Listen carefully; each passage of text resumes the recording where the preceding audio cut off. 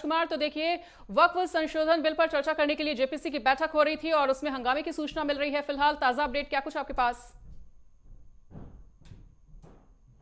देखिए मनीषा, हम लोग सुबह भी बात कर रहे थे कि आज जो ये बैठक थी, ये जो वरिष्ठ सांसद हैं भारतीय जनता पार्टी के जगदम्बिका पाल, उनके अध्यक्षता में एक जेपीसी की जॉइंट पार्लियामेंट्री कमेटी बनी हुई है, जिसमें 10 सांसद जो हैं वो विपक्षी दलों के हैं। जिनमें अगर बात करें तो एआईएम के जो ओवैसी हैं वो भी इसके एक पार्ट हैं। उसके अलावा कांग्रेस के सांसद इमरान मसूद इसका हिस्सा है और एक जावेद जो समाजवादी पार्टी के सांसद हैं वो भी इसका हिस्सा है।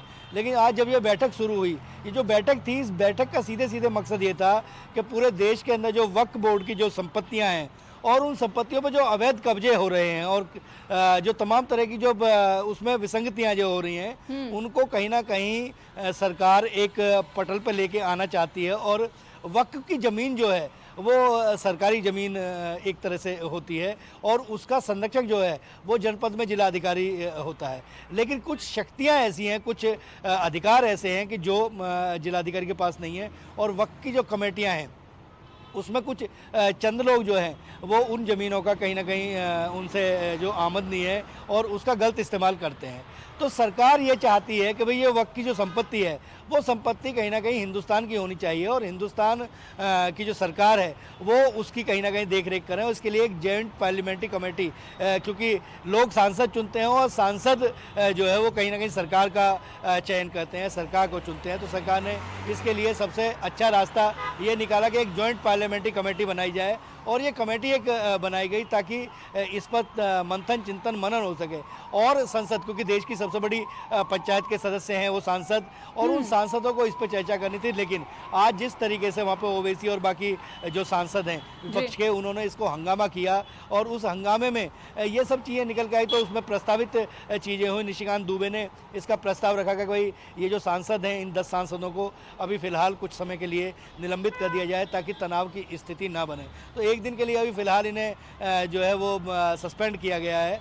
जो चेयरमैन हैं उन्होंने इसका एक प्रस्ताव बनाकर भेज दिया है और सबको ये इत्तला दे दी गई है। उसके अलावा क्योंकि जॉइंट पार्लियामेंट्री कमेटी जो होती हैं वो कहीं ना कहीं संसदीय कार्य मंत्री के अंदर काम करती हैं और उसके अलावा तमाम जो विधायी व्यवस्था है उस विधायी व्यवस्था पे तमाम तरह की जो चीज़ें हैं, वो जो अधिकार हैं वो अधिकार लिए जाते हैं। और अब इसमें कहीं ना कहीं एक कानूनी राय भी ली जाएगी कि आगे इसमें किस तरीके से चीज़ों को आगे चलाया जा सकता है। अब लेकिन ये देखना बड़ा दिलचस्प होगा मनीषा इस पर, क्योंकि आज ये बहुत महत्वपूर्ण बैठक थी और इसमें प्रयास ये चल रहे थे कि भाई एक सहमति से एक चीज़ तय की जाए और उसके बाद जब आगामी सत्र शुरू हो संसद का तो वक्फ की संपत्तियों को लेकर एक कानून बनाया जाए ताकि जो वक्फ की संपत्तियां हैं उनका बेजा इस्तेमाल ना हो और देश के ये काम आ सके। क्योंकि बहुत बड़ा लैंड बैंक ऐसा है कि जो वक्फ बोर्ड के पास है, वक्फ के जो कुछ चुनिंदा जो लोग हैं वो उसका कहीं ना कहीं इस्तेमाल करते हैं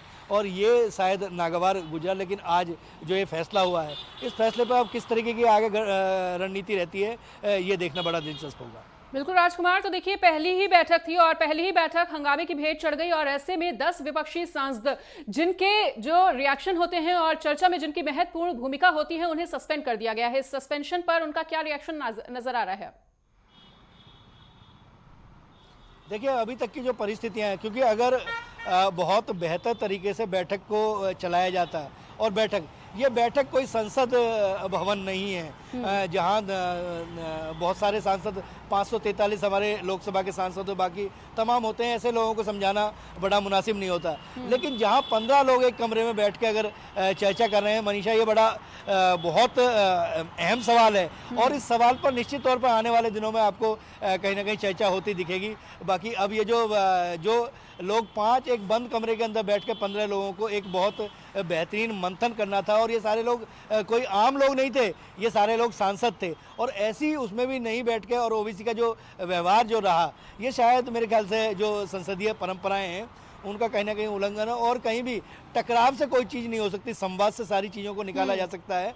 आने वाले दिनों में बहुत सारी चीज़ें बदलाव में भी नजर आएंगी। लेकिन रिएक्शन अब जो रिएक्शन है वो कहीं ना कहीं सरकार को जो निशाना है वो निशाना साधते हुए दिख रहे हैं। लोगों की तरह तरह की प्रतिक्रियाएं आएंगी, लोगों के बीच में असमंजस की स्थिति बनेगी। लेकिन जो प्रतिक्रियाएं हैं उन प्रतिक्रियाओं में अभी तक की जो स्थिति है वो ये है कि जो सस्पेंड जिन सांसदों का हुआ है, जो सस्पेंड हुए हैं, वो निश्चित तौर पर कहीं ना कहीं सरकार पर कुठाराघात और कोई ना कोई टिप्पणी जो कठोर है वो करते हुए मुझे लगता है कि शायद उन शब्दों का इस्तेमाल हम लोगों को नहीं करना चाहिए, क्योंकि हम दुनिया का सबसे बड़ा लोकतंत्र माने जाते हैं। जनता सांसदों को चुनती है और हमारे जो माननीय इस तरीके की चीज़ें निकलेंगी कि एक कमरे के अंदर बैठ के 15 लोग अगर बात नहीं कर पाएंगे तो समाधान की क्या उम्मीद उन लोगों से की जा सकती है। ठीक है राजकुमार, तमाम जानकारी को साझा करने के लिए आपका बहुत बहुत शुक्रिया।